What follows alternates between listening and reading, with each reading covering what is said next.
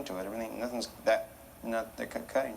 Yeah. So it's just that guy right there is going, oh, we're going to have to calm down. To create a gradation between the specular highlight and the diffused highlight on the windshield, Collins views the car through the 8x10 with the camera back and lens off, as an assistant feathers black spray paint onto the appropriate area of the cyc wall.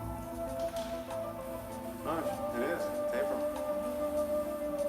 Collins then uses extra dry, powdered white antiperspirant to create false specular qualities on the hard rubber areas of the bumper and on the flat steel spokes of the front wheel. Armorall is used to bring out the specular qualities of the rubber tires. As the crew begins a final cleanup on the car, note the hard edge of the ceiling still visible in the windshield from our video camera angle, as we see the effect of the feathered black paint on the cyc wall. Collins has decided to add a fourth strobe that will bounce off the cyc wall directly behind the tail of the car, giving definition to the entire rear end of the car and the whale tail. An overall diagram of the setup reveals the placement of the fourth strobe on the set. An adjustment has also been made to the first strobe to spill raw light past the front of the seamless panel, striking the reflector panel and the unpainted area of the cyc wall in front of the car. This provides additional fill to the front of the car without sacrificing the quality of light that has already been achieved. The crew adds the final touches to the highly polished car as Collins prepares to take his second test shot. The Pulso power packs have been programmed to automatically fire the strobes 4 times while the shutter remains open for the test shot.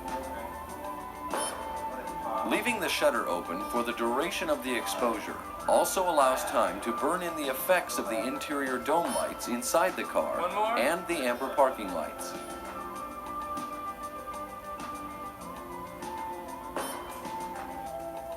Oh God, it's upside down. Quick, stand your head. All right, that's it. Oh yeah, oh yeah, oh yeah, oh yeah. Yeah, except I'm gonna have to The even have results that of the whole thing second on. check print are excellent. Yeah, really The open final up. stages of production can now begin. Beauty, beauty. Yeah. We're gonna have to clean up that whole base right there. What's this right here? It's something in the paper, but I think we're calming that down. Let's open it up real well. That's nice. One last false highlight is sprayed onto the black windshield wipers as Collins gets valuable input from his crew before moving toward the final image. That little dipple is my only thing. Did anybody figure what that dipple was? That's the paper. That's the It's paper. a really teeny little, Right here. teeny on the very, very bottom. Yeah. But it,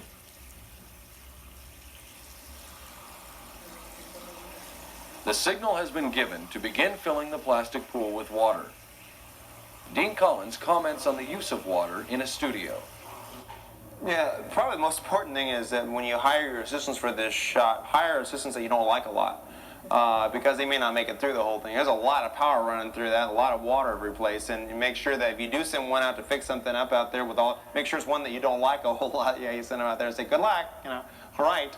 But a lot of care. Whenever you do drop in water, hey, it's best to have a double basin. First of all, one layer of plastic to do the shot and another layer underneath it to protect any leaks that come through, because there's nothing worse in the middle of the shot. You spring a leak and it's kind of like you're getting so close and now you're worried about the water damage in the studio relative to getting the shot, and that can really break it up. As the pool of water begins to fill, reflections of the painted mountain range can be easily seen. Special care has been taken to keep all electrical cords and equipment off of the ground and clear of any water.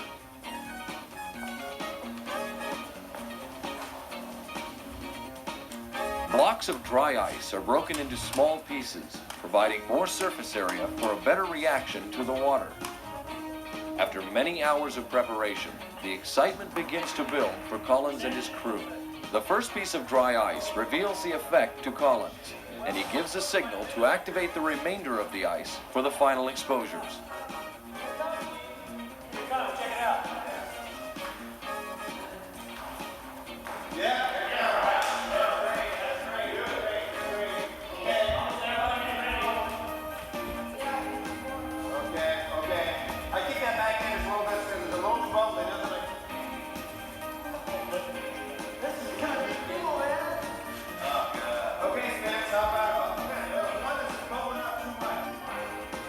crew clears the area, and Collins is patient to wait as the fog begins to settle under the car.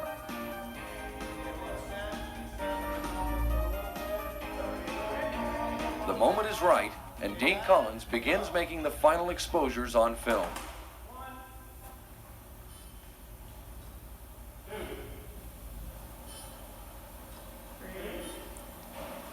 God, the smoke's perfect right now. The highly reflective Porsche has been captured on film. A look at the evolution of this photograph reveals the effect of each strobe that Collins used. Our first diagram shows the placement of the first two strobes firing over the large panel of seamless paper. This defines the top edge of the car and illuminates the mountain range, which is visible on the front hood. With the addition of a third strobe aimed directly at the seamless paper, the light fires through the paper and defines the side panel of the car. The large source of diffused light produces clean specular highlights that begin to reveal the true form of the car. The fourth strobe is placed at the far end of the seamless panel, bouncing light off the back cyc wall onto the rear of the car. Also, an adjustment is made to the first strobe to spill light past the seamless panel and onto the reflector and front cyc wall. The effect of the fourth strobe is seen in the added definition to the rear of the car and whale tail, while the adjustment to the first strobe brings cleaner highlights and increased definition to the front end of the car. The large pool of water brings the reflections of the mountain range into the foreground areas, and the final addition of dry ice completes the evolution of the photograph. The addition of an amber gel to the fourth strobe provides some interesting variations of Heavenly Porsche.